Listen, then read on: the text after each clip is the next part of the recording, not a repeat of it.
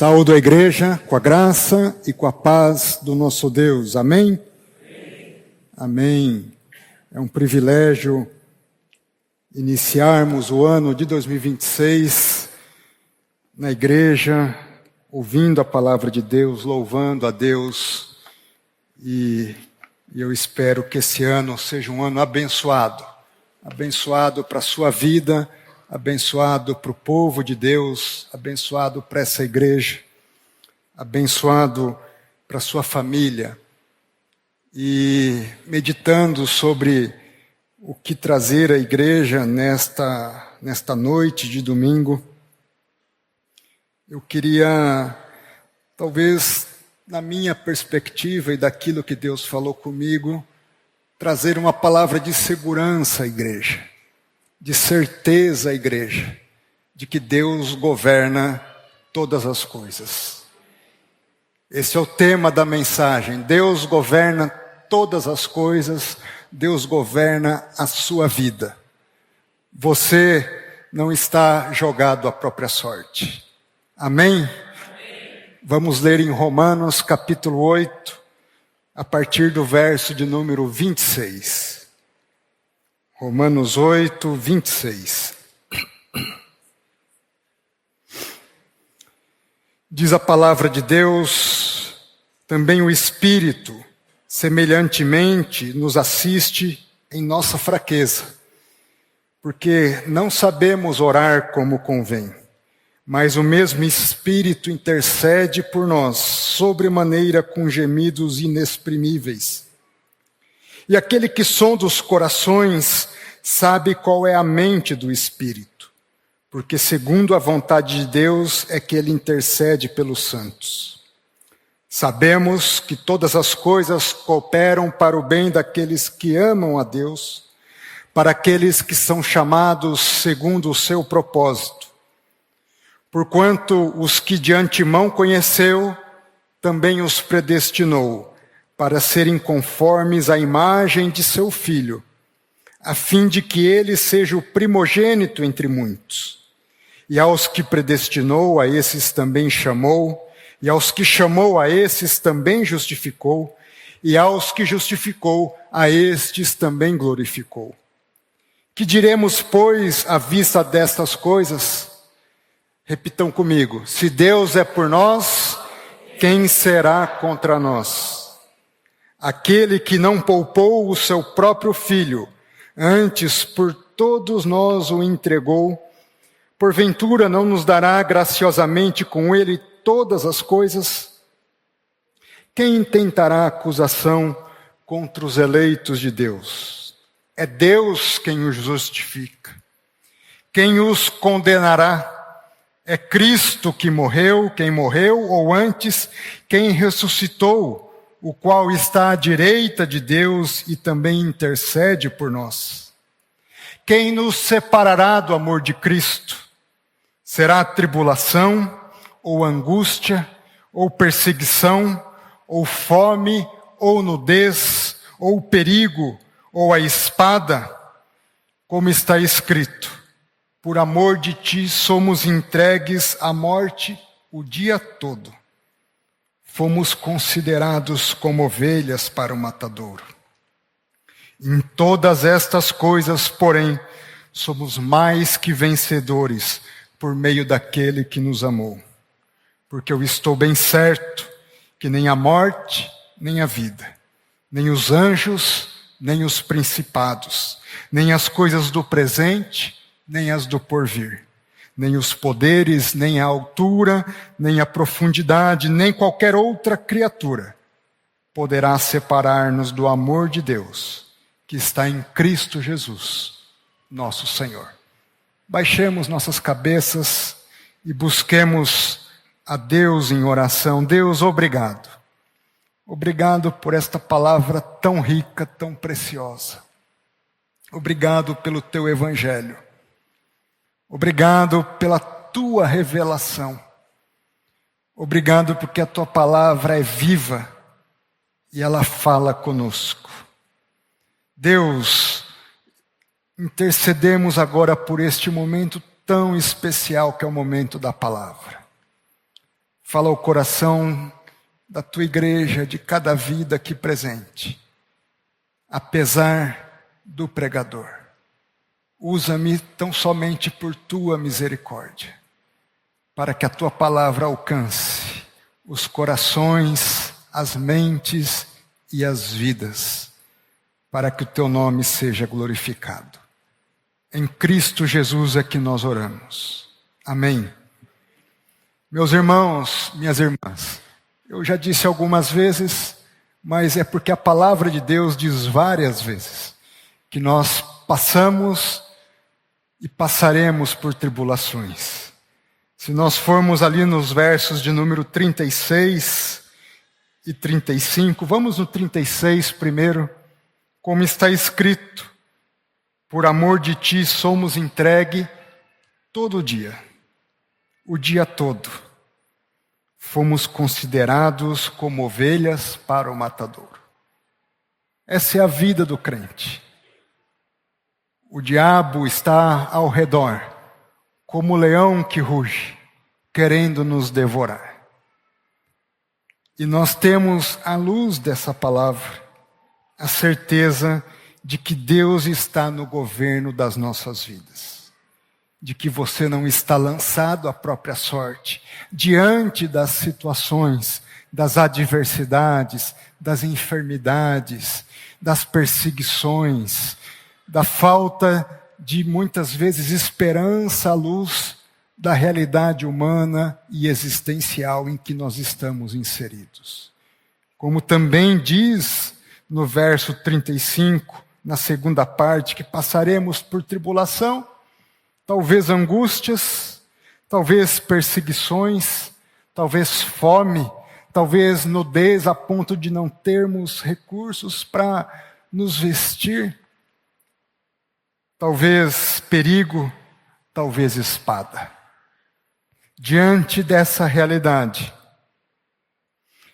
o ser humano, se ele confiar em si próprio, ele está lançado à própria sorte. Ele está lançado à sua própria agonia, em profunda agonia.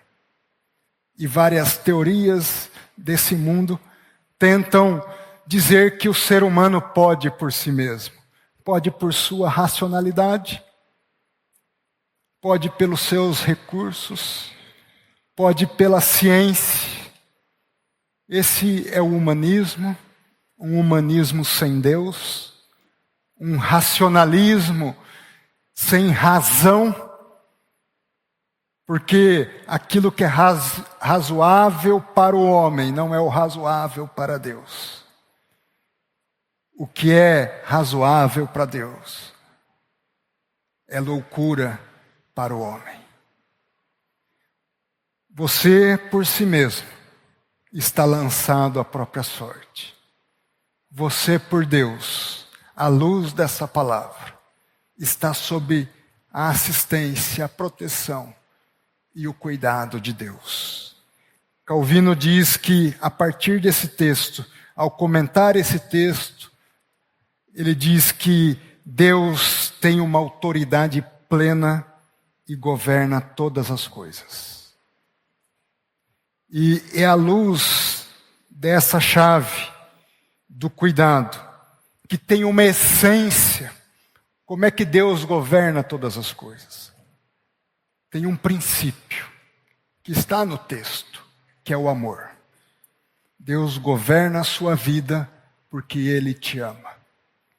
Deus governa o universo porque Ele nos ama. Porque é obra da sua criação.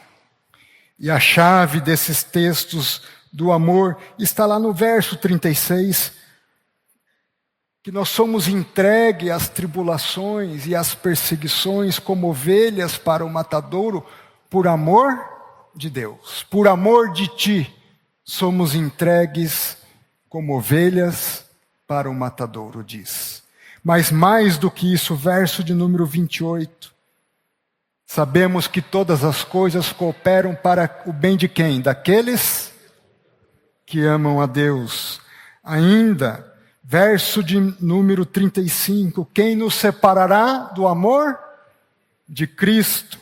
Verso de número 37, em todas as coisas, porém, somos mais do que vencedores por meio daquele que nos amou. Verso de número 39, a segunda parte, nada, nem a altura, nem a profundidade, nem qualquer coisa poderá nos separar do amor de Deus que está em Cristo Jesus, nosso Senhor. A chave do cuidado de Deus para a sua vida é o amor de Deus por você. Você não é obra do acaso. Por isso que a sua história não está sujeita aos acasos. Dito isso, Deus governa a sua vida à luz desse texto, do que eu pude extrair de 3 formas. Em primeiro lugar, Deus na Trindade, Deus Pai, Deus Filho, Deus Espírito Santo, intercede por você, intercede por sua vida.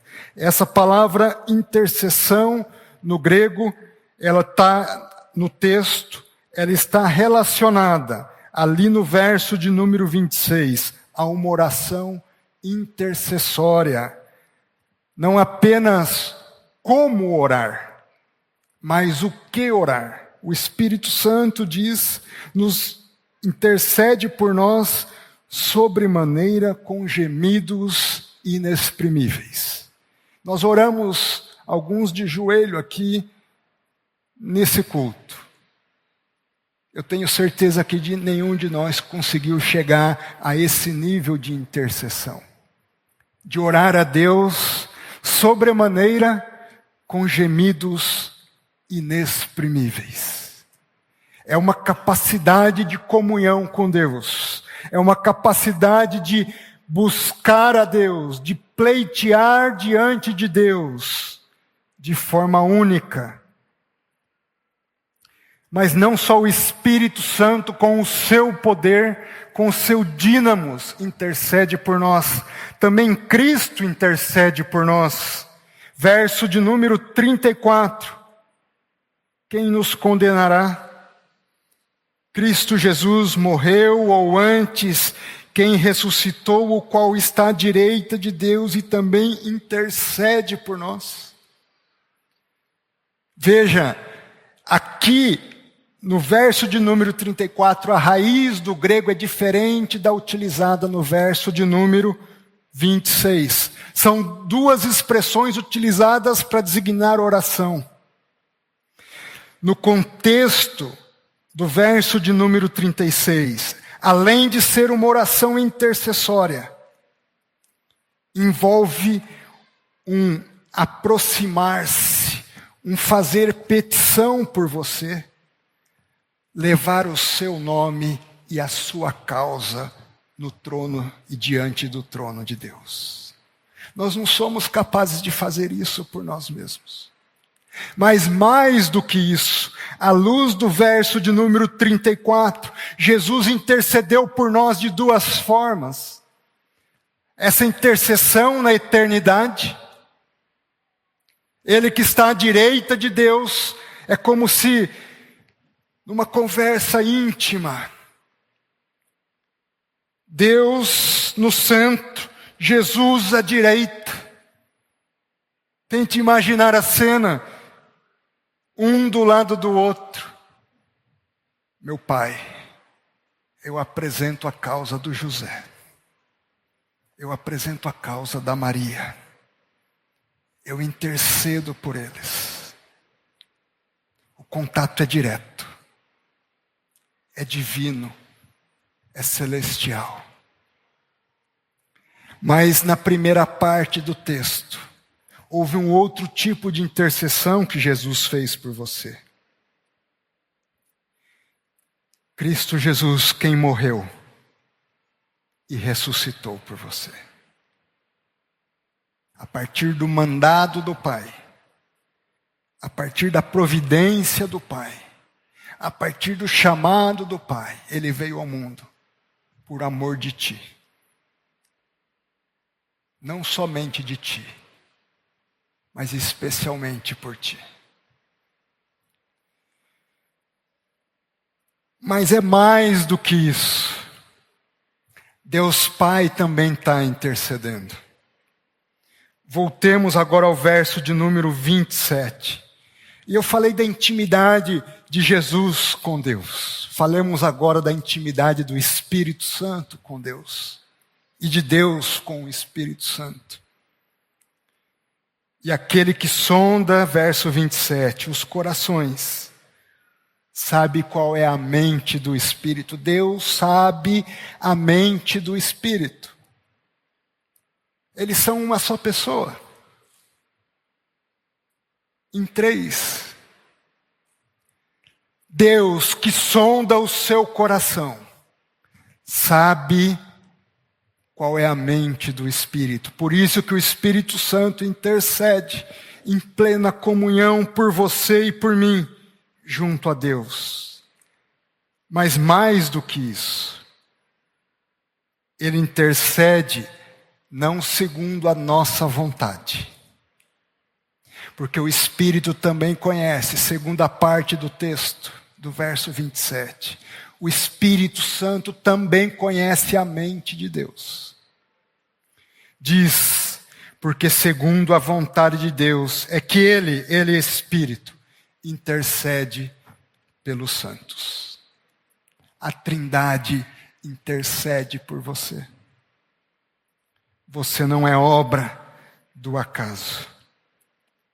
E é interessante, o Espírito conhece a mente de Deus, Deus conhece a mente do Espírito, e Cristo e eles mutuamente, e um ao outro, reciprocamente.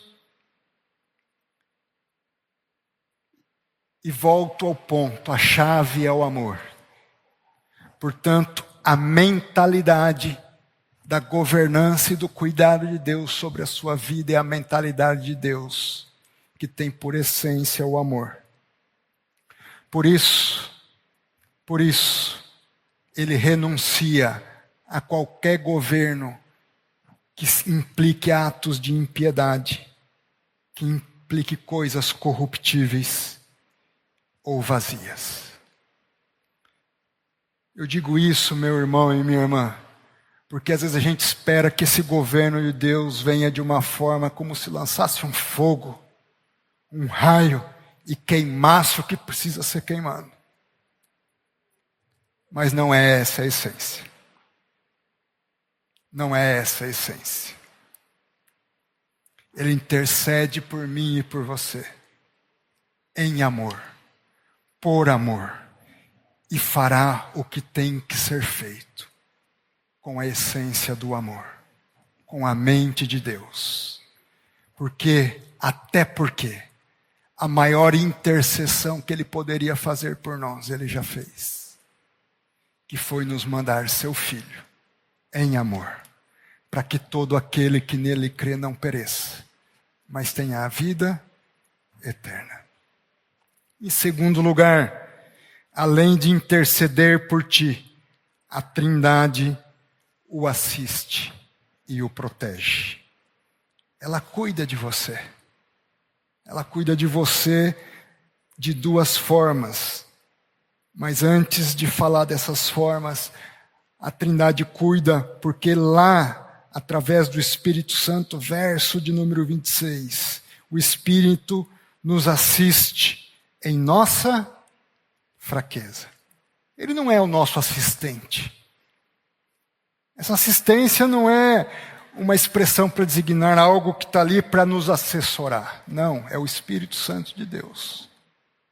Essa assistência é assistência de cuidado, de preservação, de dar um help, de ser o help. Essa assistência envolve suportar você.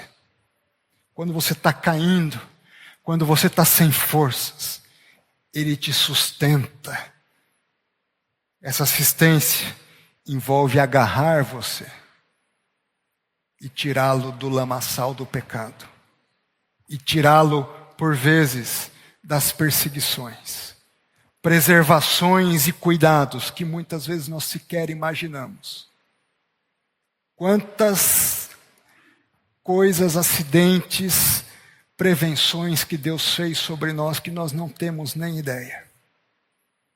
Tente imaginar quem já teve filho, aquela criança pequena que começou a andar e gatinhar. Pôr um dedo na tomada, mexer num fogo, cair de um ambiente, subir num lugar perigoso. E os pais estão ali, só olhando e cuidando. Nós somos essas crianças, sendo cuidados por Deus. Não temos, às vezes, consciência do perigo, mas Deus está ali, cuidando de cada um de nós. Mas não apenas o Espírito nos protege e nos assiste, também Cristo e Deus. Vamos nos dedicar aos versos de 31 a 34. Há duas chaves aqui de cuidado. Cuidado diante da acusação, cuidado diante de uma condenação. E essas duas chaves, versos de número 33. Quem intentará acusação contra os eleitos de Deus? Verso 34. Quem os condenará? Às vezes você é acusado. Às vezes tentam condená-lo. E essa acusação e essa tentativa de condenação, eu vou dividir em duas perspectivas, como eu disse. A perspectiva humana e a perspectiva espiritual. Perspectiva humana, no primeiro momento a gente sempre lembra de alguém nos acusando de algo, né? Mas vamos dar um passo atrás. Há uma acusação pior do que essa. É quando nós nos acusamos a nós mesmos. É quando nós impomos sobre nós mesmos uma culpa. Uma culpa, algumas vezes, que nós sequer temos. É você se cobrar além do que deve se cobrar. É você se acusar além do que deve se acusar. Essa também é uma falsa acusação. Esse seu sentimento de culpa, que talvez você carregue por anos, se auto-acusando. E esse sentimento de culpa, eu quero, em nome de Jesus, que ele seja enterrado hoje aqui. Que você pare de se auto-sabotar. Porque o diabo usa isso com a gente. Nós nos auto-acusando e nos auto-sabotando. Nós já amanhecemos derrotados por nós mesmos. Nós já saímos para a batalha derrotados porque já nos derrotamos a nós mesmos. Pare com isso em nome de Jesus. Lendo alguns livros nesse período de férias, eu li Francis Schaeffer. E ele fala um pouco sobre esse sentimento de culpa. É o indivíduo se sabotando a si mesmo. E ele diz que há um sentimento psicológico de culpa desse ser humano, dessa pessoa, sem que haja uma culpa real. Você não fez nada. Mas por você pensar, você já se condena a si mesmo, se acusa e se condena a si mesmo. Meu irmão e minha irmã, se liberte desse sentimento psicológico de culpa. Schaeffer diz que muitas vezes os sentimentos de culpa estão presentes, quando na verdade não existe culpa. Mas há situações em que há culpa. Vamos falar agora dessa segunda situação.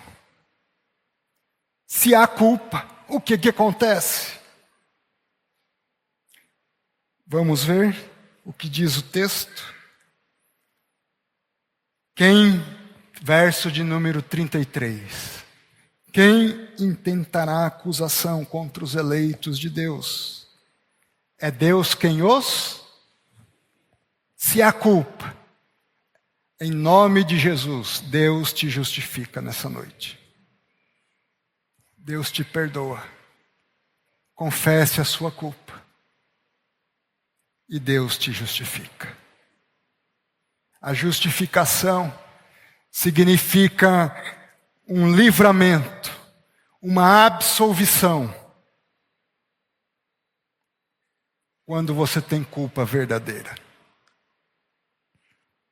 Deus, em Jesus Cristo, morreu por nós, ressuscitou por nós, e com Ele morreram os nossos pecados, e com Ele ressuscita alguém justificado, regenerado, uma nova pessoa. O André não é mais o André, é um novo André. A Janei não é mais a Janei, é uma nova Janei. Me refiro à minha esposa. E vocês não são mais vocês, vocês são novos em Cristo Jesus. Deus te protege. Deus não permite que as acusações feitas contra vocês prosperem. Deus não permite que as condenações intentadas contra vocês prosperem. Na perspectiva humana, mas digo eu agora, também na perspectiva espiritual. Porque o diabo se apresenta diante de Deus. Está vendo lá? O André não é perfeito. Viu o que ele fez?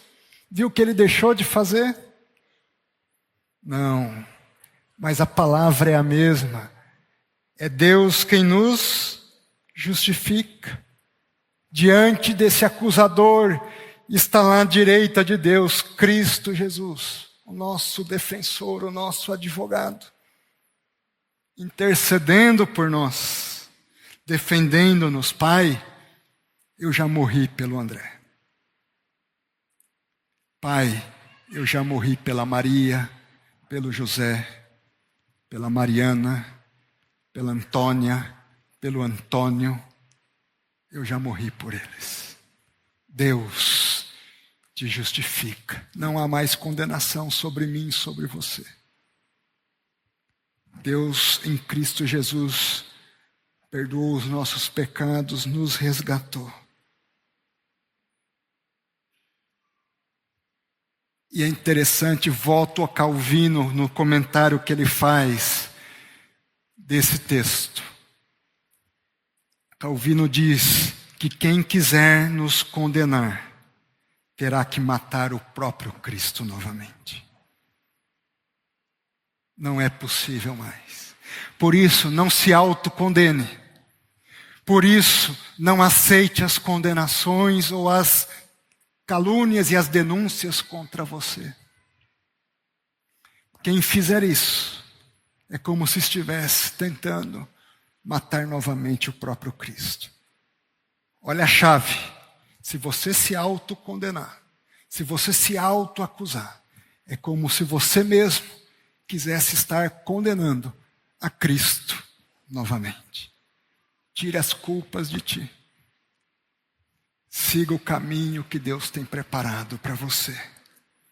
E vamos ver agora em terceiro lugar qual é esse caminho. Ou onde esse caminho chegará. Deus, a Trindade, dá a você e a mim a vitória. Nós vamos centrar esforços nos versos 28 e 30. Mas antes, eu chamo a atenção do verso de número 37. Em todas estas coisas somos mais do que vencedores. Essa é a essência. Mas aqui é o resultado.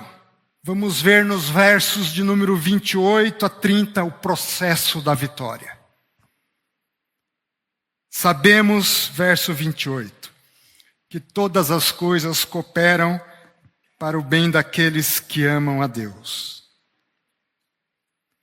todas as coisas. Não só as vitórias da vida, mas também as derrotas. Não só os sims, mas também os nãos e os espere. Não só as portas abertas, mas também as portas que se fecham. Todas as coisas cooperam para o bem daqueles que amam a Deus.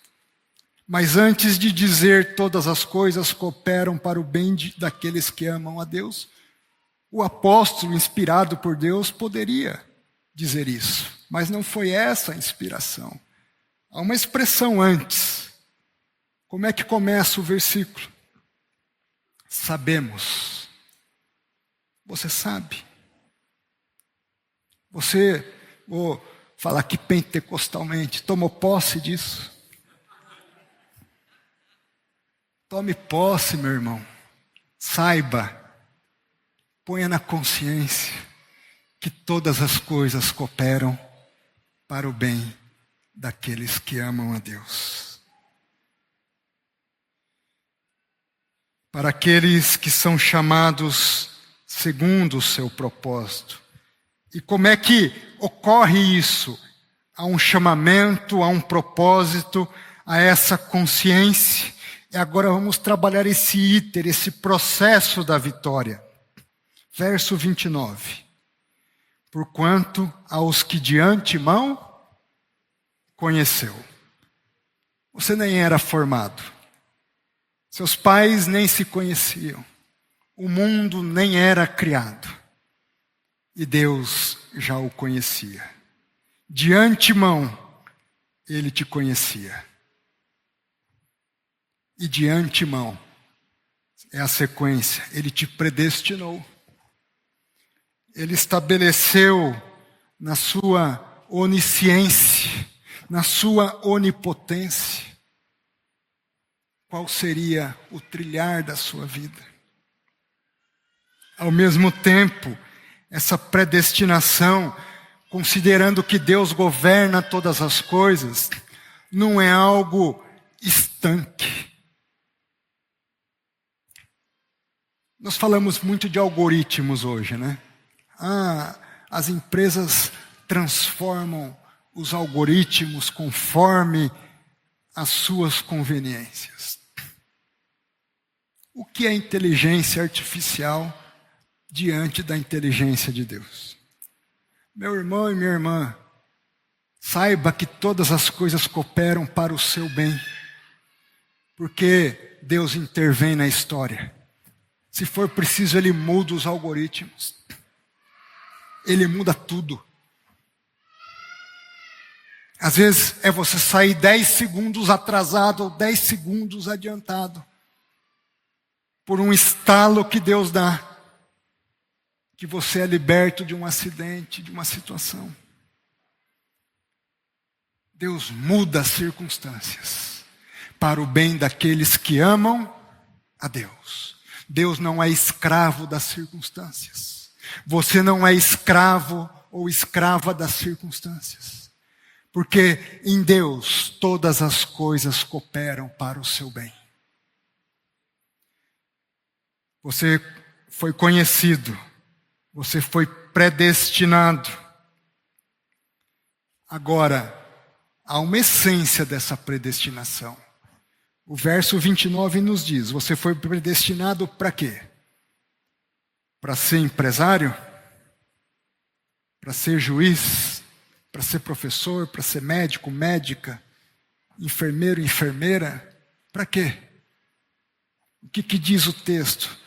Os predestinou para serem conformes à imagem de seu Filho, a fim de que ele seja o primogênito entre muitos irmãos.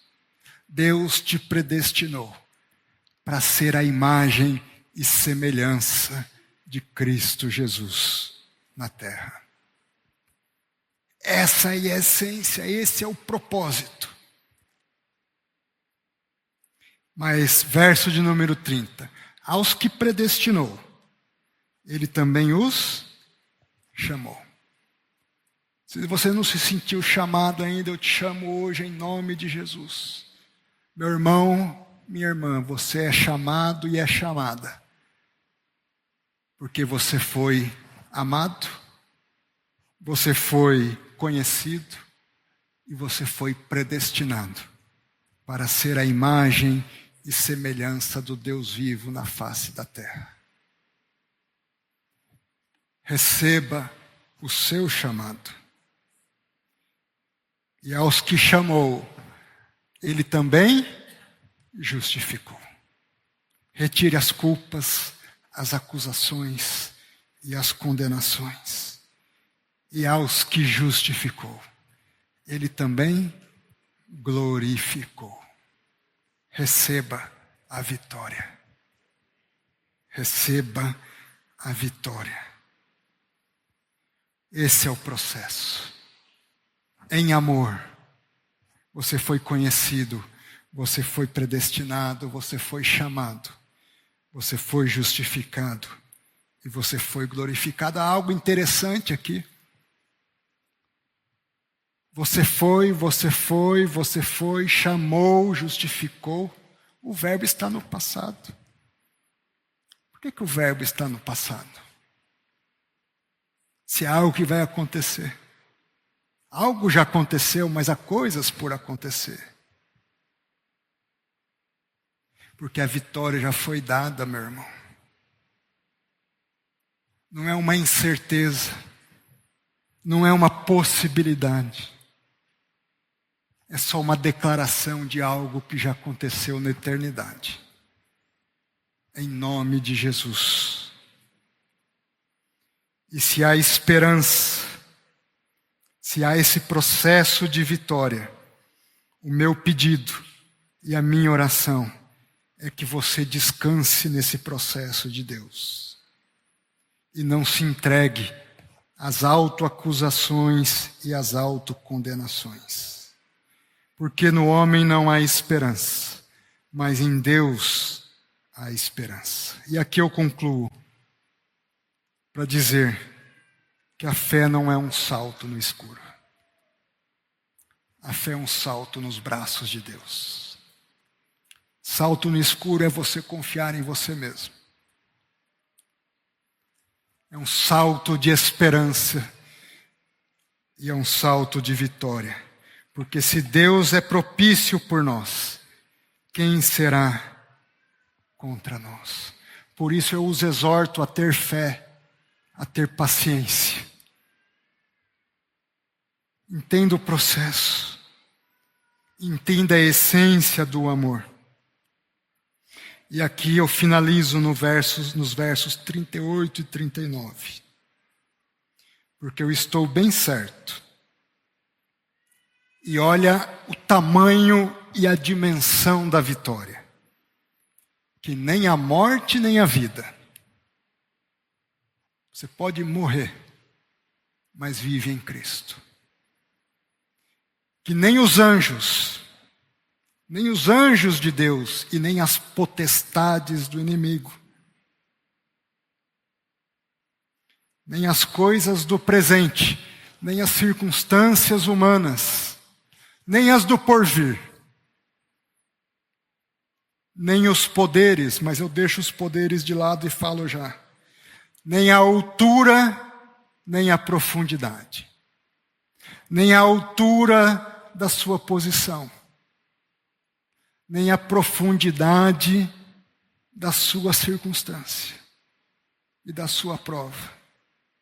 Eu volto aos poderes, nem as poderes, estruturas de poderes deste mundo.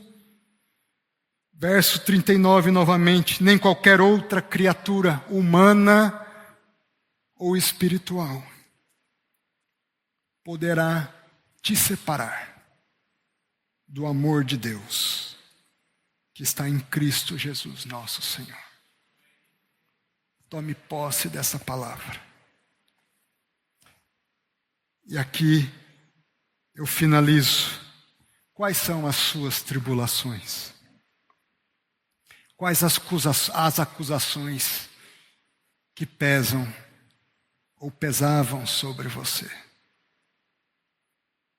Eu quero pedir que você as lance fora. Lance fora as suas ansiedades. Lance fora os seus temores. E além disso, quais são os seus sonhos e os seus propósitos, para os quais Deus te predestinou nesta caminhada em que perseguimos ser a imagem e semelhança de Cristo Jesus. Entregue a Deus. Melhor, entregue ao Espírito Santo, para que Ele interceda sobremaneira com gemidos inexprimíveis junto a Deus. Entregue na cruz de Cristo, aquele que está assentado à direita, para que Ele interceda por você. Que Ele apresente não só o seu nome, mas com o seu nome as suas causas.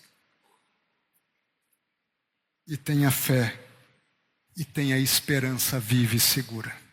Eu quero orar por você. Quero convidá-la a ficar de pé. Se você quiser vir à frente, eu o convido a vir à frente. Enquanto isso, a equipe de louvor que vai nos dirigir o hino, se eu puder pedir que cantemos também Castelo Forte novamente, além do hino que vocês têm preparado. Que você venha à frente, que eu vou descer aqui para orar com você.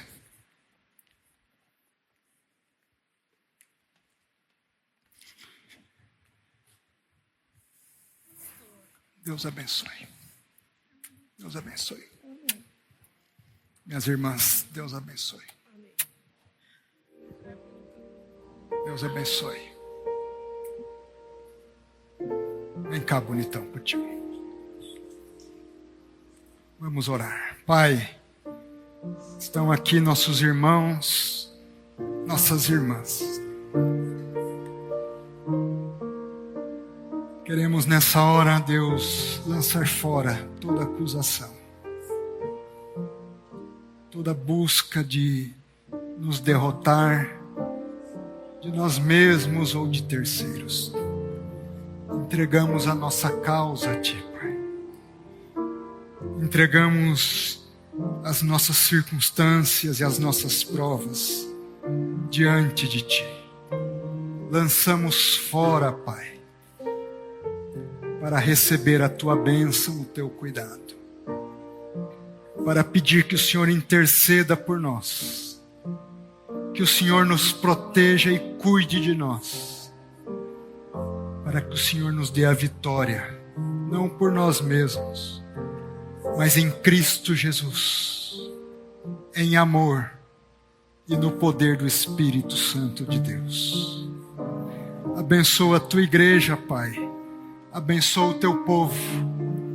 Este ano que se apresenta a nós, que seja um ano de vitória. Que seja um ano que o Senhor esteja governando sobre nós. Que o Senhor esteja cuidando de nós, da nossa casa, do nosso trabalho, onde quer que estejamos, para a honra e para a glória do Teu santo nome. Em Cristo Jesus é que oramos. Amém.